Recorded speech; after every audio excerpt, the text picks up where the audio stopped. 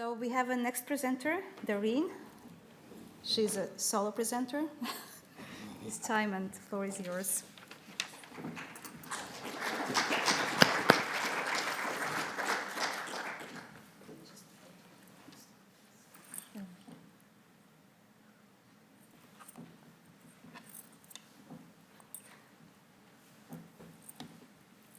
We still don't see a clock.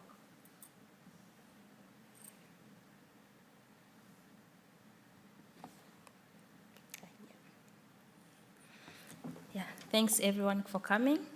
So I will be presenting one of my PhD projects, which is about linking the annuity benefits to financial and longevity experience, a joint pricing framework. So this is a kind of different presentation from the previous two presentations in terms of variable annuities, but we use some of these techniques in pricing this product that I'm presenting.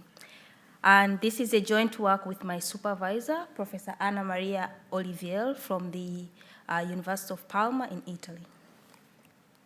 So the background behind this study is the low demand for longevity guarantees, despite the protection they can offer for individuals in old age.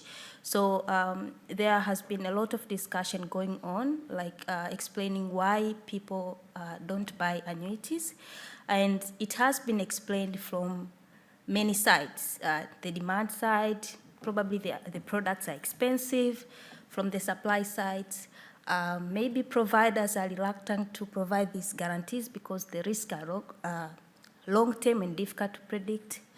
But there are also behavioral explanations, like individuals that they just don't want to buy annuities. So one of the alternative solutions is to provide these longevity-linked products with flexible guarantees where the guarantee benefit amount, the benefit amount is allowed to fluctuate, possibly up and down, to reduce the cost of these guarantees because part of the risk will be retained to the policyholder. So the insurer is not fully providing the guarantees, and in this case, the benefit amount is updated depending on mortality and or longevity experience, and some of these products, they are also linked to the financial experience, so the benefit is also linked to the realized investment experience. And this allows sharing of losses, but also profits between the provider and the policyholder. And they are, from the point of view of the policyholders, the benefit could fluctuate up and down, but it has some implications in terms of the cost. And from the point of view from provider, because the part of profit is also shared to the policyholders, it has some positive impact on the default probability in terms of when risk occurs. So the motivation behind this work is we found some very little previous work on linked annuity products that contain both financial and longevity experience. So in this case, we couldn't find products that link both to longevity and as well as financial experience and has some these minimum guarantees. So our research goals is first to investigate the joint presence of financial and longevity participation. So in this case, the benefit amount is updated to both financial experience as well as longevity experience. But on top of that, the policyholders are guaranteed to have some minimum level of benefits in terms of both the financial participation as well as the longevity participation. So in our study, the benefits or the framework, we allow the benefits to fluctuate up and down depending on the longevity and financial experience and include some partial guarantees. And we devised the realistic price of the risk retained by the provider because the provider is also providing some minimum guarantees. So we price that risk which is associated with these linked products. And we also explore the trade-offs between the retained risk amount and the cost from both the individual and the provider's perspectives. So in terms of the methodology, we follow the general linking structure, and this is discussed in this study, Oliveira and Pitaco in 2020. And basically this structure is to update the benefit depending on the survival probability, as in terms of linking this benefit amount to longevity experience, and also update the benefit to the realized investment rate. So there are two sorts of parameters involved, and because we update these benefits depending on the realized longevity and financial experience, we apply this affine stochastic modeling, as in the Arbitrage Free Nelson Siegel model, to estimate or to model these interest rates as well as the mortality rates over the future period. And in terms of pricing these guarantees, we use the periodic fee structure, which is very common in variable annuities. It's like a charge charged to a policy account value at each period when the benefit amount is updated at each period. So I want to explain how we link the benefits in terms of the financial experience only without longevity. So basically, when the benefit is updated to financial experience, there are two rates involved. The first one is the minimum rate, and the second one is the observed rate. So basically here, the benefit, the policyholders will be provided with the minimum rate if the realized investment return is lower than the minimum rate. And otherwise, they will be provided with the market return. But this market return, before being provided to the policyholder, is adjusted by this parameter theta t. So we want to price the cost of participating through that parameter, which is theta of t. So for example, here, if we set 100% participation to financial market, then it means policyholders are going to receive the observed market rate, but subject to minimum guaranteed rate of R mean in this case. And for example, if we set the participation rate to 0, it means policyholders are not allowed to participate in the financial experience, and they are provided with the guaranteed amount. So this is some sort of a common product where there will be a flat benefit. So in this case, we choose the amount of participation at the start of the contract, and then we price this throughout the policy period. And in terms of longevity linking, again, we update the benefit depending on the realized longevity experience, and there are two survival probabilities involved. There's an average survival probability, which is denoted by P naught, and the realized survival probability. Again, we allow these benefits to be linked to the longevity experience, but subject to the minimum participation. In this case, the minimum participation is controlled again by this longevity participation factor, which is psi of t. So for example, here the ratio of the like the assumed survival probability P naught and the realized survival probability P tilde is not allowed to go below 1 minus psi of t. So for example, if we set 10% participation, then the ratio of survival probability is not going to fall below 0.9. And then we put the maximum. So this is kind of different from the financial experience.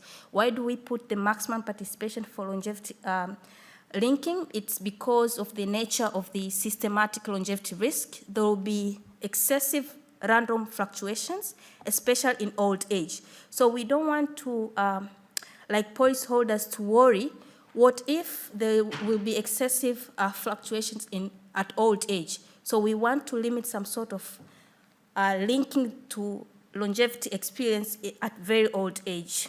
And we also apply some absolute bounds just to make sure that the longevity-linked benefits are between the bounds. And at some very advanced age, we stop linking. So for example, from age 95, we assume that the benefits are not linked to the longevity experience because we don't want policyholders to participate in excessive random fluctuations for this relating to systematic longevity risk at very old age, because we know that this probably is the only source of income for those who are will be buying these annuities at old age, and there's no need to worry from that age. And so our framework is in terms of both financial and longevity linking. So we combine both. So the benefit is updated to the financial experience, but also to longevity experience. And in terms of pricing frameworks, as I've said before, we use the periodic fee, which is charged to the policy account value each period. So the main point here is to apply the fair value principle, not only in terms of the present value of future benefits, but also in terms of the cost of capital. So basically, the fee is the cost of capital.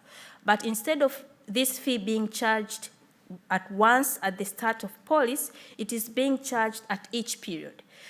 And in this case, you can see the fee amount, which is theta, it's a fixed amount. It's because the reference period is assumed to be at time 0.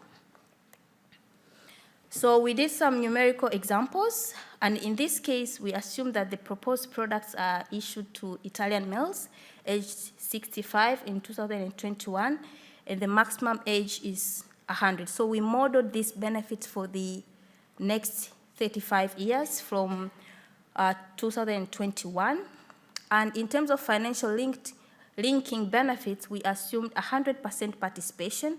So, and the minimum rate we chose minus 0.1. So you can see it's a very minimum guaranteed from the policyholder's point of view, but it's because we don't want high fees relating to guarantees. So we chose a very minimum rate. And for longevity linking, we chose 10% participation. And in this case, the ratio of the survival probability to update the benefit amount is bounded between 0.9 and 1.1. And just for illustration purpose, we chose 1 as the initial benefit, and we determined the benefit for the next 35 years for this individual aged 65.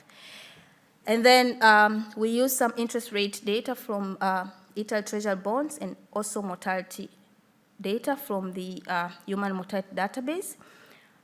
And now I will show some of the results. So here is the graph showing the financial linked benefits only. So what I want to highlight here is that the financial linked benefits increase with time, and this is because of the compounding effects over the years. But it's I want to highlight also, so though they will be increasing with time, we want to see what will be the relationship with the fees relating to financial linking only without longevity linking. So in the next slide, I will present first, I will present longevity linking, and then finally I will present financial and longevity linking benefit to see the relationship between the 3 types of benefits. So in terms of longevity linked benefits, so in the first graph on the, so the first graph without the bounds shows that the longevity linked benefits increase. There is a very wide interval, especially at old age, if there will be no bounds. And if we stop linking the annuity benefit, for example, at future ages, then the benefits will be constant. So for example, here from time 30, we can see that the longevity linked benefits are constant. And to understand the magnitude of these benefits, we'll show the table in a minute as to explain the relationship between the financial longevity and as well as the financial longevity benefits. So now this is the table showing the financial linking benefits only, longevity linking benefit only, and as well as the financial and longevity linking. So the key point here is that when we compare the financial linking and financial and longevity linking, we can see that at very early ages, the average benefit is the same. So for example, at age 75, the average benefit for the financial linking strategy is the same as that of the financial and longevity linking. But when you look at the longevity linking, it is slightly low. So in this case, it's because of the very small participation in longevity linking, but it's also because of the absolute bounds. But the key point here is when participants fully participate in financial linking, like in the observed financial experience, there's a chance of participating in both profit and loss. So there are trade-offs, and this has implications in terms of the fees. So another point here to highlight is when you look at the financial linking benefits at very old age. So for example, at age 100, we can see that on average, the financial linked benefits are higher compared to financial and longevity linking on average, but in terms of the upside, the financial and longevity linking benefits have got higher upsides and also low downside. So in this case, we can see that there are risk-return trade-offs as in terms of financial and longevity linking. And so the key point here is when we consider these linking mechanisms, it's the best to identify what will be the trade-offs from both perspectives of provider and as well as the policyholder. And so we priced these strategies from the financial linking, longevity linking, and financial and longevity linked benefits. And in the next slides, I will show the prices. So the periodic fees for financial linked benefits, given that the policyholder pay the premium of assuming it's $1,000, is 2.1%, and we can see the financial linking strategy has got high fees, and also the initial adjusted benefits in this case is 45.8. So if we compare these strategies, we can see that though the financial linked benefits were higher over the policy period, the charges that will be taken from the policy account value are also higher. And in terms of longevity linking, we can see that the fees are quite low, but it means the policyholders are going to receive, on average, low benefits. And in terms of financial and longevity linking, we can see that the fees are in between the financial and longevity linking, but the policyholders will pay these fees slightly below the financial linking because of the some of the compensation effects that I explained previously from the risk-return trade-offs. So if we consider financial and longevity linking, on average, policyholders are going to receive the benefits which are slightly the same as financial linking benefits, but at a lower fee. And this is because they'll be also participating in the loss part of the experience. So participating in loss is not a bad experience, but it has a compensation effects in terms of the fees. And in terms of the conclusion, so we found that the joint presence of financial and longevity participation has compensation effects, but as well as the risk-return trade-offs. And it's very important to start these trade-offs from both perspectives of policyholders and providers. And we saw this of the risk-return trade-offs that has compensation effects from the financial participation, which reduces the fee, and as in retained cost of the guarantees. And these results were also consistent with one study we found, which is about participating longevity-linked annuity benefits. So this marks the end of my presentation. Thanks.